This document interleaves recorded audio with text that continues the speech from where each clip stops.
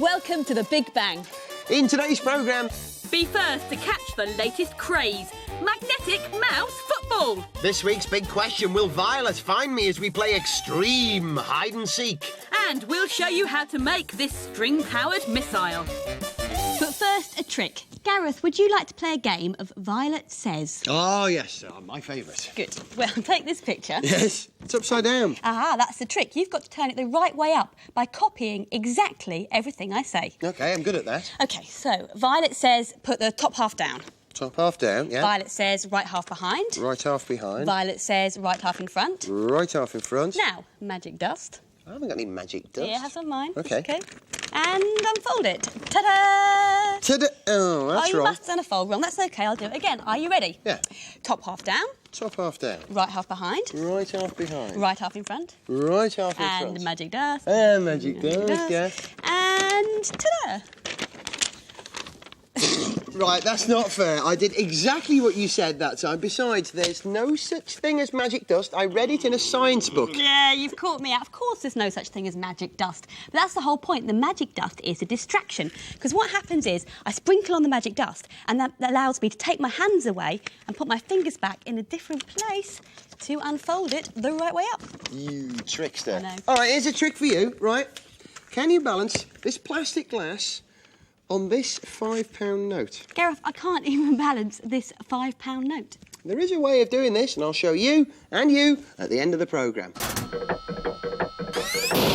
5, 4, 3, 2, 1.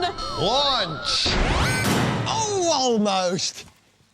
Check out the Big Bang rocket game and check out the Big Bang rocket, huh? It's made from an old fizzy pop bottle. You might want to get someone to help you make a hole in the bottom. Then you can add some cardboard fins and some tape so it looks ready to fly.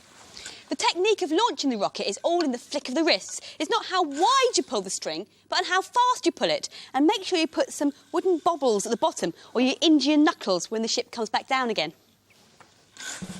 The target is made out of cardboard. When you hit it, a simple switch makes the lights go on. Cool.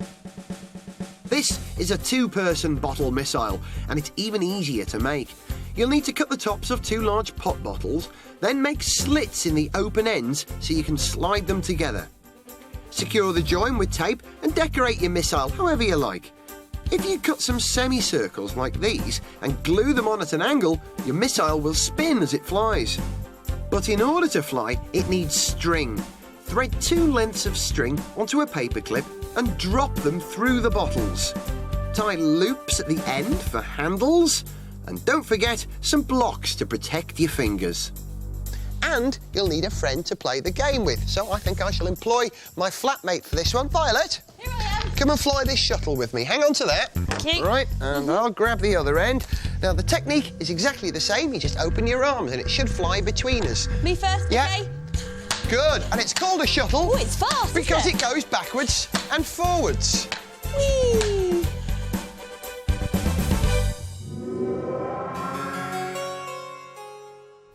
Sacre bleu! Today's Strange But True story is all about a French scientist called René Blondelot who just wanted to be a hero. Zut alors! You see, René was really patriotic. He was very proud of his country's scientific achievements. Trouble was, all the recent big discoveries had been made by the Germans. Who do they think they are, these clever, cloggy Germans? I'll show them. So René decided to go off and discover something really impressive. The newspapers were full of the Germans' new discovery, X-rays, which were invisible. René decided that if there were X-rays, there had to be other rays, and he was determined to find them. I've made this tube. It will emit the rays through this very small slit in the end and into the room where I can observe the rays. In the darkened room, René made a startling discovery. A gas flame nearby seemed to be burning brighter than usual, and part of his apparatus, a screen designed to glow in the dark, appeared to be glowing even more. Fantastique! OK, lesson number 1. If you want to make a genuine discovery, it's a good idea to stay calm. I've done it. I've discovered something which no one else has discovered before, and in doing so, I have saved French science. You see, if you get excited, you probably won't ask yourself the one really important question. Is it possible I could have made a mistake? Rays. No. I will call them W rays. No, I will call them N rays. René told everyone about his new rays and went off to do lots of experiments. He decided most metals could emit N rays, but wood was useless. And if you wrapped a brick in black paper and left it in the sun, it stored up lots of N rays.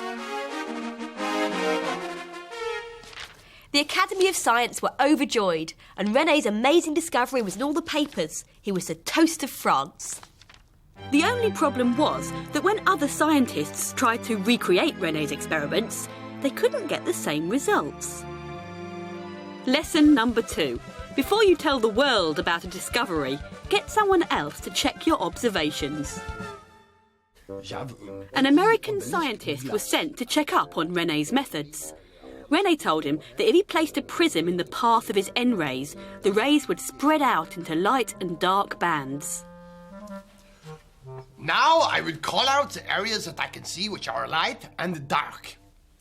Here it is light, but here it is clear. But the American scientist couldn't see any difference between the bands of light, so he did a sneaky thing and took the prism away.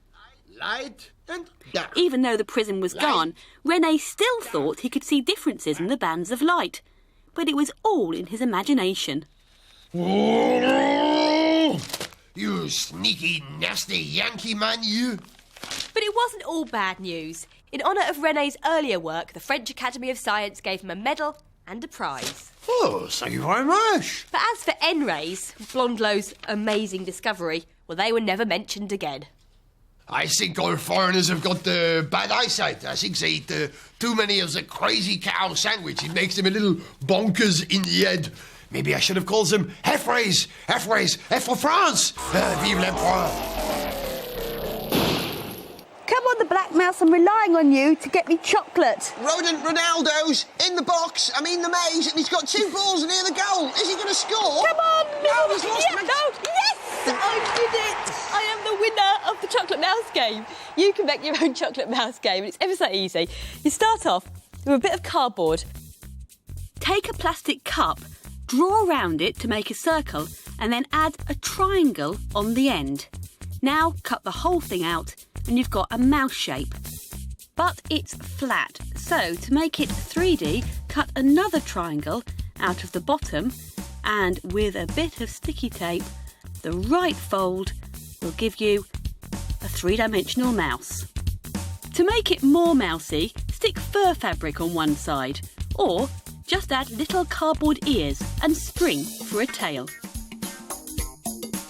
Now, your mouse is ready, but he can't move yet. To make him move, he needs magnet power.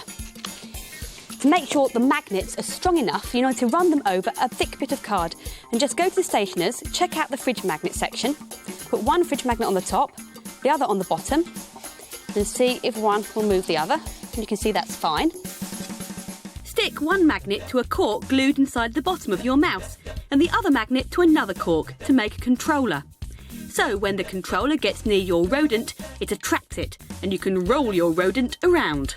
Now, the action takes place in this maze. Really easy to make. It's just a piece of thick card with 4 thick pieces of card around the side to stop the balls from falling off. And what you'll need to do is to make a couple of holes in 2 of the diagonal opposite corners. These are the goals for the balls to fall down.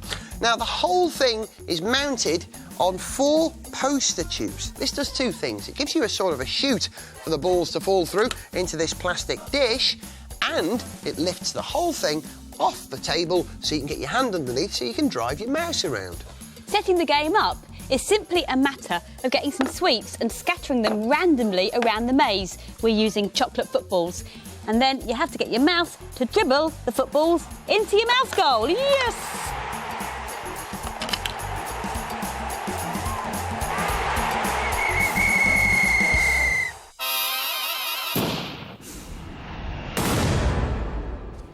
Today's big question. What's the best way to hide? And what's the best way to seek? OK, go. 1, 2, and a 3, and a 4, and a 5. A top hider knows a seeker can only find you using their senses.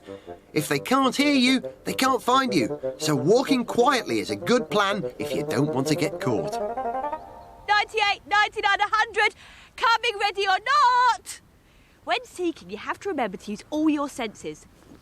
And you can help your sense of hearing with a directional microphone.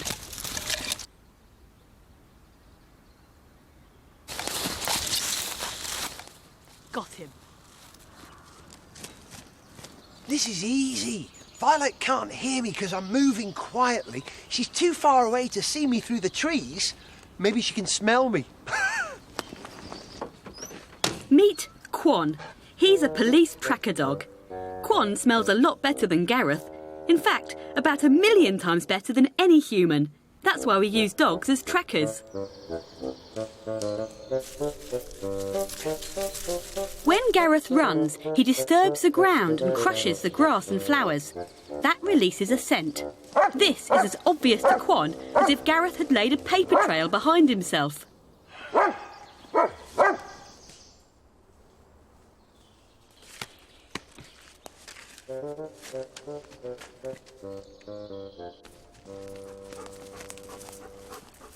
Sit. That's odd. Looks like I might be on my own from here. OK, thanks. Bye.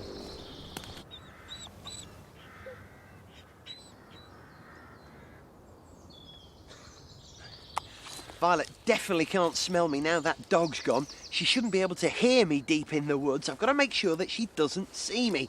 And all this army camouflage gear should do the trick. The right colours and the irregular patterns should break up the shape of my body.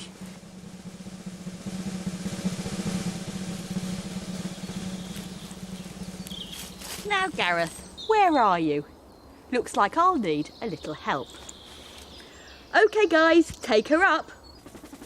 This helicopter carries an infrared camera, which sees things differently to you or I. It'll show Gareth's warm body as a white smudge in the colder, dark wood. I have got the latest police gizmo. It's a TV mounted on a wristwatch, and it's linked to the infrared camera on the helicopter, so it'll lead me straight to Gareth.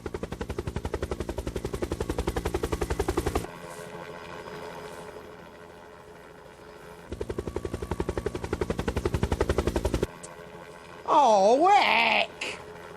So the helicopter is sending down live pictures to my wrist receiver as I walk along. Now there, that's me. So that other white lump must be Gareth. I can see you, Gareth. Aye! What's with the helicopter, Violet? Have you been cheating? No, of course not. I've just got very sharp senses. Yeah, really?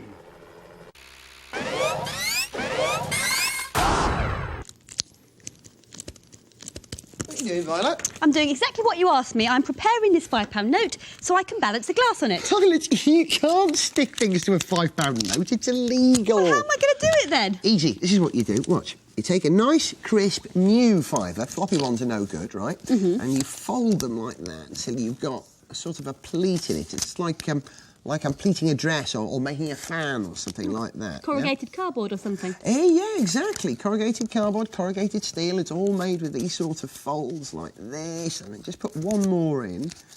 And if you look at it at its end like that... Oh, it's like triangles, isn't it? And triangles, of course, are one of the strongest things known to people. And theoretically, it should make this fibre strong enough to support... Go on. ...that plastic glass. Wow. Voila. That's so clever. I'm going to let you keep that fiver. Thank you very much That's indeed. okay. Hang on a minute, this was my fibre in the first place. Are you sure about that?